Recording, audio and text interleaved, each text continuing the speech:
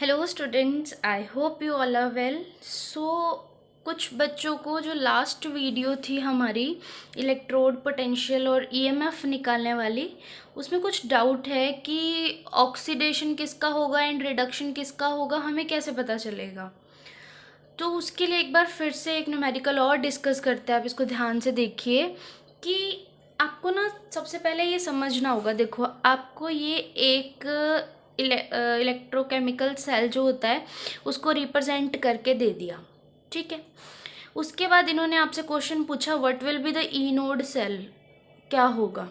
Okay, then आपको दो values दी गई है। अब सबसे पहले हमें ये समझना है कि ये जो वैल्यू हमें दी हुई है इस चीज़ का मतलब क्या है, ठीक है। ये देखो, आपको सबसे पहले सेल ये दी गई है कि aluminium is getting converted into Al3 positive, Al is getting converted into Al3 positive, ठीक है। फिर इन्होंने कहा copper 2 positive is getting converted into copper, मतलब copper 2 positive is getting converted into copper. ये आपको क्या दे रखी है, एक इलेक्ट्रोकेमिकल सेल दे रखी है। अब ऑब्वियस सी बात है, आप एक ये चीज़ देखिए कि एल्यूमिनियम का क्या हो रहा है, वो इलेक्ट्रॉन लूज कर रहा है और उसका हो रहा है ऑक्सीडेशन, और ऑक्सीडेशन होता है एनोड पे।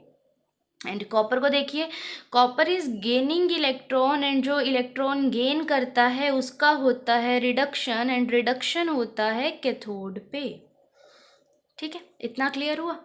अब आगे ये देखो कि आपको समझ में आ गया कि एनोड पे ये है, कैथोड पे ये है, और ई नोड सेल का मतलब होता है ई नोड एनोड माइनस, गलत बोला ना मैंने, E nought cathode minus E nought anode. This is the formula to find the electrochemical EMF of the cell.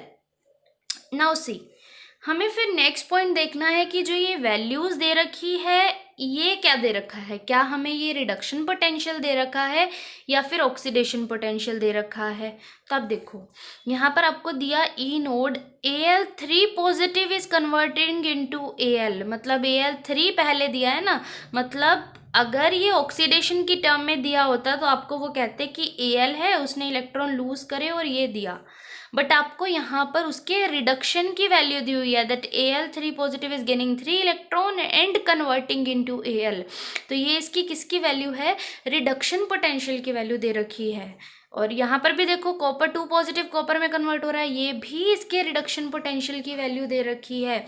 हमारा ये जो फॉर्मूला होता है वो सबकी रिडक्शन पोटेंशियल की वैल्यू फिल करने के लिए होता है। हम जितना भी ईएमएफ निकालते हैं उसको रिडक्शन पोटेंशियल की टर्म में निकालते हैं, क्योंकि जो हमारी पूरी इलेक्ट्रोमोटिव सीरीज है उसको हमने, जिनका ऑक्सीडेशन हो रहा था उनके आगे भी माइनस का साइन लगा के उनको रिडक्शन में कन्वर्ट कर लिया है। और अगर आप और ज़्यादा डिटेल में जानना चाहते हो तो video number 9th 10th is very important for you. तो देखो, अब हमें पता चल गया कि ये दोनों वैल्यूज़ ही हमें किसके लिए दे रखी है, रिडक्शन की टर्म में दे रखी है। And we also know that oxidation हो रहा है एल्यूमिनियम का एंड रिडक्शन हो रहा है कॉपर का। तो मतलब हमें कैथोड क्या हो गया 0.34, माइनस एनोड क्या है minus 1.66, and it will be 2.0 volt. This will be the answer. आप लोग कंफ्यूज हो रहे हो कि मैम हमें पता कैसे चलेगा किसका ऑक्सीडेशन हो रहा है किसका रिडक्शन हो रहा है। आपको सिर्फ ये समझना है, सपोज आपको ये नहीं भी दिया होता, इससे भी आप वो पता लगा सकते हो कि किसका ऑक्सीडेशन हो रहा है किसका रिडक्शन हो रहा है। आपने सिर्फ ये देखना है कि आपको वैल्यू दोनों के रिडक्शन पोटेंशियल की दे रखी है, तो रिडक्शन पोटेंशियल में जिसकी वैल्यू कम होगी उसका ऑक्सीडेशन होगा, जिसकी वैल्यू ज़्यादा होगी उसका रिडक्शन होगा। क्योंकि इलेक्ट्रोकेमिकल सीरीज ऐसे अरेंज की गई है, ऊपर वाले वो हैं जिनका रिडक्शन होता है और जैसे जैसे आप नीचे आते हो उनका रिडक्शन की टेंडेंसी कम होती है, ऑक्सीडेशन की बढ़ती है। आई होप आपको समझ में आ गया होगा. अगर अभी भी नहीं आया, you can write in the comment box. And one topic is left in this chapter and it is balancing. And balancing का कंसेप्ट हम अभी नहीं करेंगे. उसकी वीडियोस आपको साइड बाय साइड मिलेगी, बट उससे पहले, क्योंकि ये एक ऐसी चीज़ है जो आपको करा दूंगी मैं, बट आप फिर से भूल जाओगे, ठीक है ना, क्योंकि इसके लिए हमको प्रैक्टिस करनी है. So firstly we will start our next chapter and then I will make videos for balancing. Okay, थोड़ा सा रुक के करेंगे बैलेंसिंग का टॉपिक. एंड अगर मैं आपको आपके चैप्टर को थोड़ा सा सम अप करूँ कि हमने इस पूरे चैप्टर में किया क्या था. हमारे चैप्टर का नाम था रिडोक्स रिएक्शन. हमने इसमें तरह तरह की डेफिनेशंस पढ़ी. किसकी? ऑक्सीडेशन और रिडक्शन की. आपने बहुत सारी डेफिनेशन पढ़ी. पहली आप बोलते हो ऑक्सीजन का गेन होना, हाइड्रोजन का गेन होना. फिर आपने पढ़ा ऑक्सीजन का गेन था. फिर आपने पढ़ा यहाँ पर हाइड्रोजन का लॉस होना एंड यहाँ पर ऑक्सीजन का गेन होना. फिर आपने इलेक्ट्रॉन्स की टर्म में पढ़ी. इलेक्ट्रॉन्स की टर्म में आपने क्या कहा? Loss of electron is known as oxidation and gain of electron is known as reduction. फिर हमने बात की थी ऑक्सीडेशन नंबर निकालने की. ऑक्सीडेशन नंबर निकालने के बाद आपने ये चीज़ देखी कि जब भी इंक्रीज इन ऑक्सीडेशन नंबर होता है तो वो ऑक्सीडेशन कहलाता है. And when ever there is a decrease in oxidation number it is called reduction.